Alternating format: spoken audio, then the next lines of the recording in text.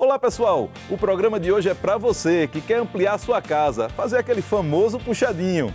E para isso estamos aqui com o engenheiro Danilo Correia, que vai estar dando umas dicas sobre como fazer a sua obra. Tudo bom, Danilo? Seja bem-vindo ao nosso programa. Obrigado. Danilo, me fala a primeira dica. Como fazer, por onde começar essa obra? Para a gente fazer uma reforma hoje, Jorge, a gente precisa de planejamento.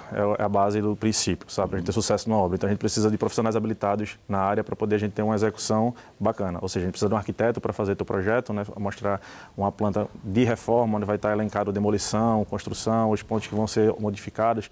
Junto a isso, a gente precisa de um engenheiro.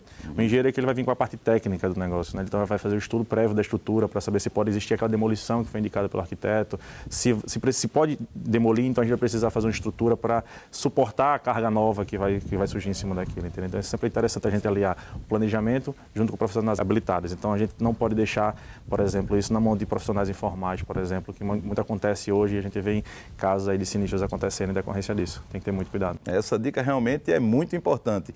Danilo, a gente sabe que às vezes a família vai crescendo, né? E por uma questão geográfica, a gente vai subindo, né? Vai fazendo uma casa sobre a outra. Verdade. E aí a gente precisa ter uma segurança nesse momento. Exato. Me dá uma dica sobre isso. Nesse momento a gente precisa fazer um estudo de estrutura, né? Principalmente quando a gente vai partir para a parte do primeiro pavimento. A gente vê muito isso aqui na região metropolitana de Recife, por exemplo. O pessoal tem uma casa, o filho casou, então ele passa a morar no primeiro pavimento. Então ele vai simplesmente constrói, no caso, como eu falei anteriormente, com um profissional informal. Então é preciso ter um acompanhamento de um engenheiro, sabe? Ter um corpo técnico para a gente estudar isso e viabilizar o projeto.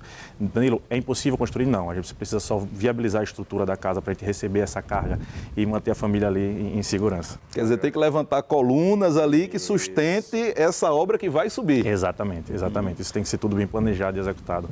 E se a gente quiser separar a parte elétrica e hidráulica de uma casa para outra? Jorge, hoje a gente consegue sim separar essas duas faturas, né? Tanto da parte hidráulica, da parte de água, como da parte elétrica. Então a gente consegue individualizar sim, em cada casa ficar com a sua fatura devida.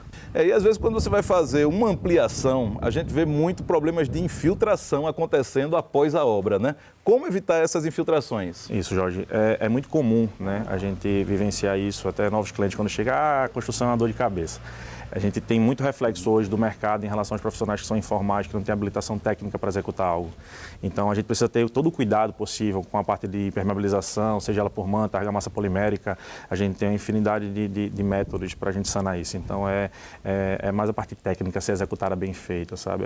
É o feeling da coisa, é você pegar e executar ela como a norma pede. Então, assim, a gente consegue dirimir aí todos os problemas em relação à infiltração, que é uma dor de cabeça sempre, né? Imagina a casa toda pronta e a gente vai entregar a casa e a casa aí com alguns meses começa a apresentar alguns defeitos, alguns problemas de execução, basicamente. Então, seguindo todas as normas, utilizando os produtos adequados, você vai ter a segurança de ampliar sua casa sem problema. Isso, Jorge. Danilo, e esse planejamento para a obra custa muito caro?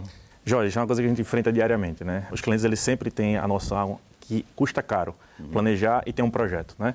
Ao contrário disso, a gente mostra na teoria sempre aqui na prática, junto nas obras, que esse custo é irrisório ao ganho que você tem. Porque quando você passa a planejar uma obra e você faz um projeto, você ganha tempo e reduz custos dentro de uma obra, principalmente na obra de comprar insumos, na hora de executar, como no caso das tintas, por exemplo. E em se tratando de pintura, é muito importante preparar bem a superfície. Fique de olho na cura do reboco. Um reboco com mais de 30 dias, ele já está curado e você pode utilizar o selador acrílico na área externa e o selador PVA na área interna. Se esse reboco tiver com menos de 30 dias, aguarde no mínimo 15 dias e sele com fundo preparador de paredes à base d'água.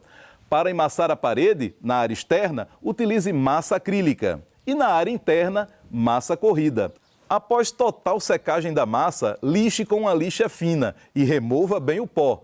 Na hora de aplicar a tinta, indicamos no uso interno dessa casa a proteção antibactéria. Essa tinta, ela extermina totalmente as bactérias que estiverem na parede e fica reagindo por um período de até 2 anos. Na área externa, vamos aplicar a tinta Super Premium da Ikine. Essa é uma tinta fosca, que tem um alto rendimento de até 550 metros quadrados latão. E ela tem uma propriedade autolimpante, que remove toda a poeira e a fuligem, bastando o vento e a chuva para fazer a limpeza, com pigmentos de alta solidez aos raios solares, que mantém um acabamento novo por muito mais tempo.